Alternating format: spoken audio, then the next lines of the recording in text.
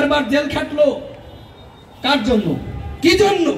শিক্ষার্থীরা সেটা মূল্যায়ন করে নাই।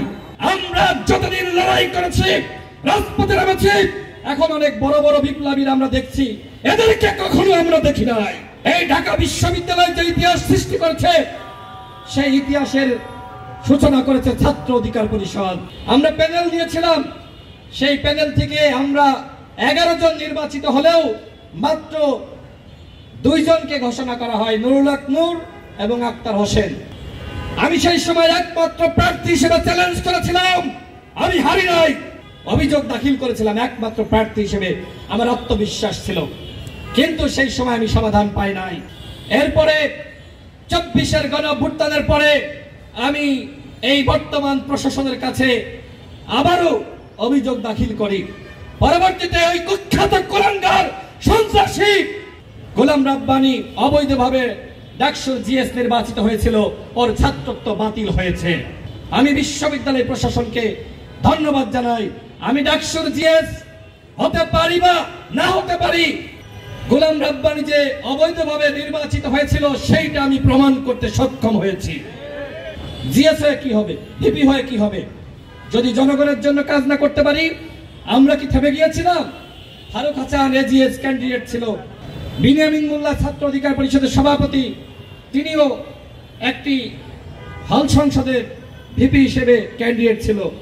আমরা তারপরে থেমে যাইনি, আমাদেরকে থামানোর চক্রান্ত করা হয়েছে। এই ঢাকা বিশ্ববিদ্যালয়ে আমরা যতদিন লড়াই করেছি, রাজপথে নেমেছি, এখন অনেক বড় বড় বিপ্লবীরা আমরা দেখছি, এদেরকে কখনো আমরা দেখি নাই।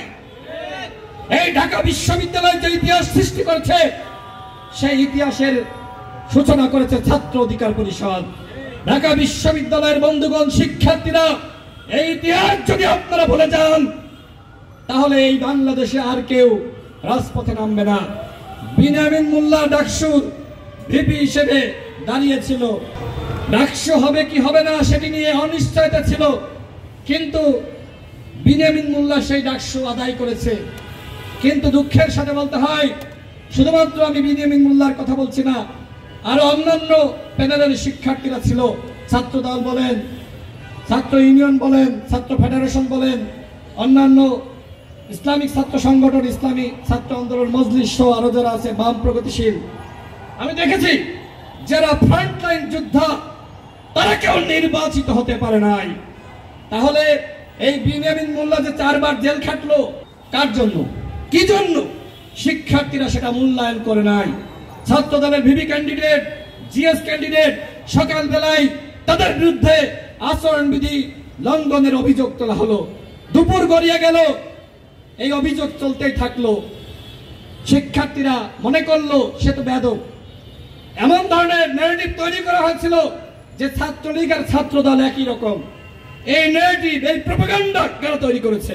আজকে ঢাকা বিশ্ববিদ্যালয়ে আমরা দেখেছি সাধারণ শিক্ষার্থী দিবসে আন্দোলন করা হয়েছে, পরবর্তীতে তারা আবার শিবিরের প্যানেল থেকে নির্বাচন করেছে। What is this?